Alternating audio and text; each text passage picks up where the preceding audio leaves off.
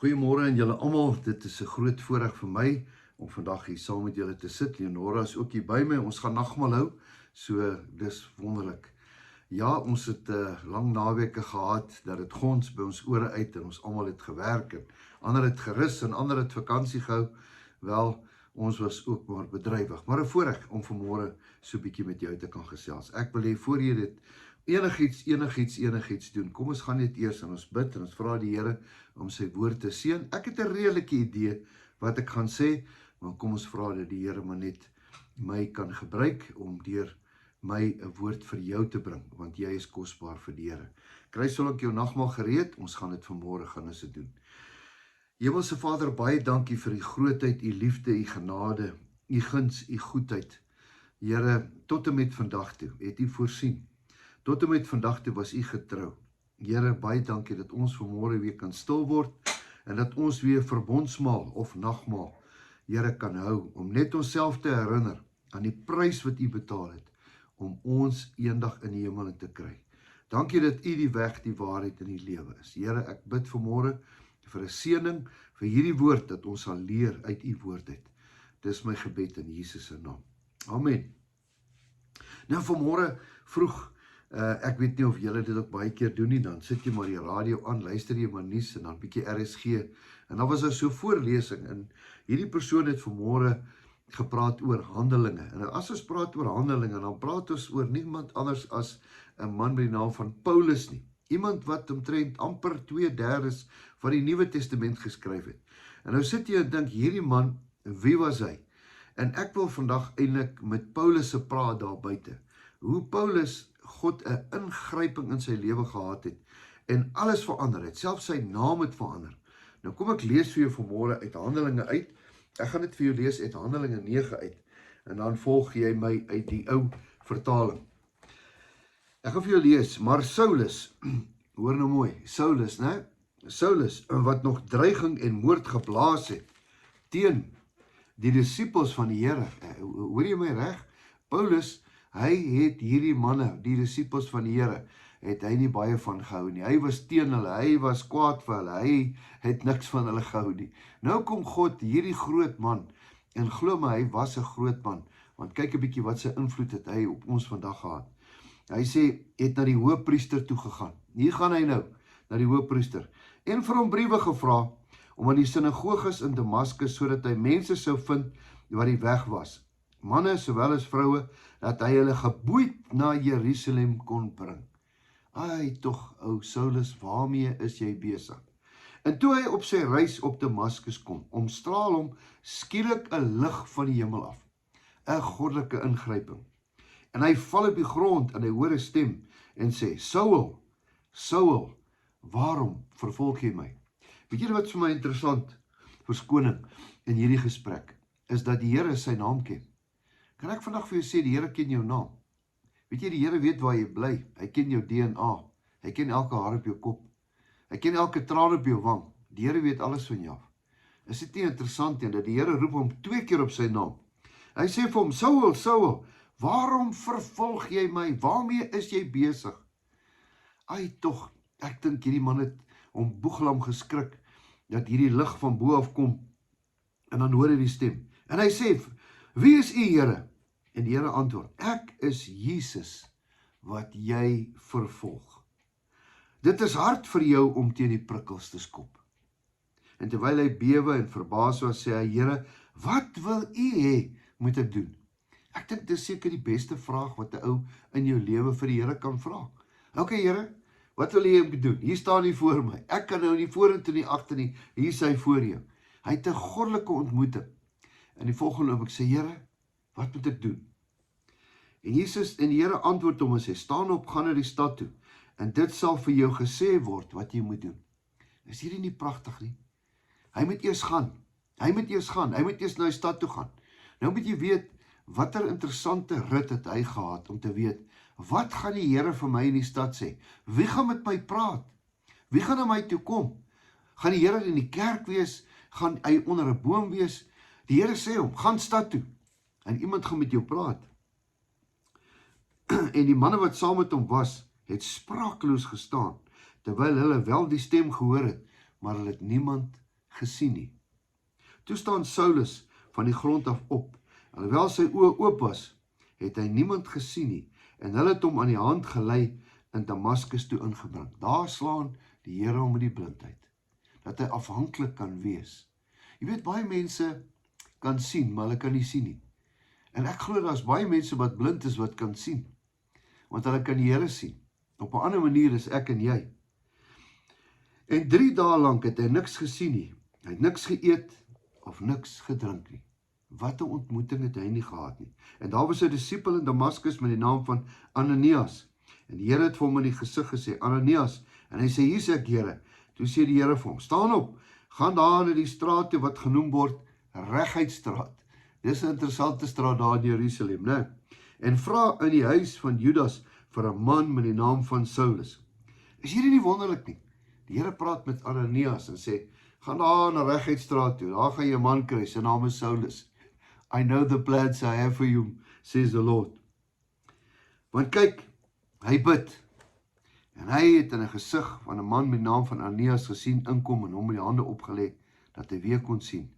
Maar Ananias antwoord, Here, ek het baie mense aangaande hierdie man gehoor, hoeveel kwaad hy u heiliges in Jerusalem aangedoen het. En hy het die volmag van die owerpriesters om almal te boei wat u naam aanroep. Maar die Here sê vir hom, gaan, want hy is vir my 'n uitverkore werktuig om my naam te dra voor nasies en konings en kinders van Israel. Hier profeteer Jesus net daarvoor Ananias. Want ek sal hom toon hoeveel hy vir my naam moet kom lei. En Ananias het gegaan in die huis gekom en die hande opgelê en gesê, Saul, broer, die Here het my gestuur, naamlik Jesus wat in jou verskyn het, op die pad waarmee jy gekom het, sodat jy weer kan sien, en met die Heilige Gees vervul kan word. En dan die volgende sin sê hy, en dadelik het daar iets so skille van sy oë afgeval, en hy kon onmiddellik weer sien, en hy het opgestaan, en hy is gedoop. En daarna het hy voedsel gebruik, en hy het weer sterk geword, en Saulus het 'n paar dae saam met sy disippels in Damaskus gewees. Wat 'n wonderlike stuk, wat 'n goddelike ingryping. Jy sien, 'n mens sien soos 'n mens sien, maar God sien in die hart van die mens. Hier is 'n man, hy's glad nie uitgeknip vir die bediening nie. Inteendeel, hy vervolg hulle, hy boei hulle, hy slaan hulle, hy kastei hulle. En dan kom die Here en hy sien die voltooide prentjie. Ek wil vanmôre eintlik net daaroor praat. Die voltooide prentjie in ons lewe. Baie keer kyk ons na mense en ons sê vir onsself, daai ou, daar's geen potensiaal in hom nie. Wat kan die Here tog met hom doen? Hy's 'n godlonaar. Hy drink en hy doen slegte goed en hy maak nie saak nie. Maar dis nie hoe die Here sien nie. Hier kom die Here en hy kom staan hier voor 'n man wat 2/3 van die Nuwe Testament geskryf het. Ek bedoel, gaan kyk 'n bietjie na Romeine. Wow, dis absoluut net van die Here af. Geen mens kan dit skryf nie. Gaan kyk vir Handelinge. Gaan kyk wat hy uiteindelik moes deurmaak, hierdie wonderlike man. Hy was nie altyd wonderlik nie. Nee, inteendeel. Hy het groot skade gedoen. En dan sê hom Angus altyd, but God. Maar dan kom die Here in sy lewe. En dan word hy met die blindheid geslaan. En vir 3 dae is dit donker. Interessant, 3 dae, né? Vir 3 dae is dit donker. En dan stuur die Here iemand. En die volgende oomblik, dan sien hy in sy hele wonderlike pad wat hy moet loop met die Here begin. Wel, vanmôre wil ek juis met jou daaroor praat. Ons almal is besig op 'n pad. Waartoe is jy op pad? Wat is in jou pad? Baie keer dink jy, ag, my pad is so sleg. As ek terugkyk na my verlede, is alles net sleg en ek het slegte goed gedoen en ek dink nie of die Here my ooit kan gebruik nie. Die Here soek dalk net perfekte ouens. Die Here soek dalk net ouens wat geleerd is. Die Here soek dalk net ouens wat alles doen en alles perfek doen. Nee. Die Here soek nie perfeksioniste nie. Die Here soek gebroke, eerlike, opregte mense. En baie keer, as jy by daai plek in jou lewe kom en sê, Here, hier's ek, gebruik my net soos ek is, met al my gebrokenheid, met my swakheid, dan kan die Here wonderlike dinge doen. Miskien is vandag dalk jou Damaskusdag, wat die Here vir jou sê, waarna toe is jy op pad? Ek wil vandag vir jou sê, God het 'n plan met jou. En dis hoekom hy Jesus gestuur het. En op daai kruis het daai Jesus vir my en vir jou kom sterf.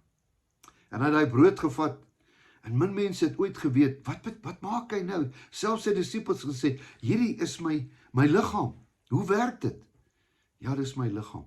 Daarby wat vir jou gebreek gaan word. Sodat jy eendag op daai pad, dat jy kan verstaan wat ek vir jou gedoen het. En wat ek nog vir jou gaan doen. Ek hoor in my gees vanmôre, dat die Here gaan nog wonderlike dinge vir jou doen. Daar's 'n hemel wat vir jou wag. Ons kyk so ten dele, ons kyk so deur 'n ou skreefie. Maar eendag sal ons die volheid sien. En dis hoekom vandag belangrik is. My vraag aan jou is, waarna toe is jou pad? Ek en jy kan dit net regkry met een manier. En dis die pad wat ons loop saam met die Here. Ek wil hê vanmôre moet jy 'n stukkie brood vat saam met my. As 'n simbool. Hierdie was die simbool van Jesus se liggaam.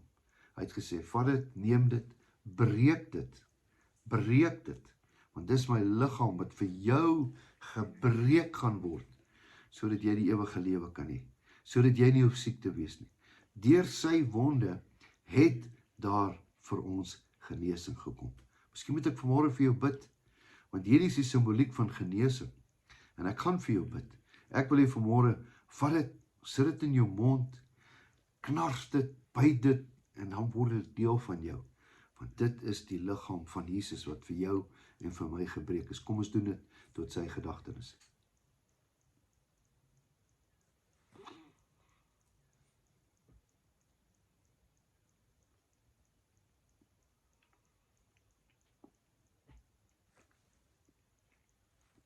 En dan die wyn. O, daar's krag in die bloed.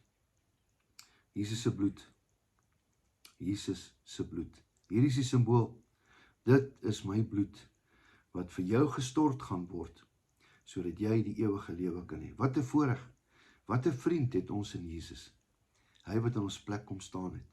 Ek wil hê vanmôre drink saam met my die wyn as die simbool van Jesus se bloed, wat ons nie net geroep het nie, wat ons nie net gekies het nie, maar wat vir ons gesterf het. Kom ons drink dit tot sy gedagtenis.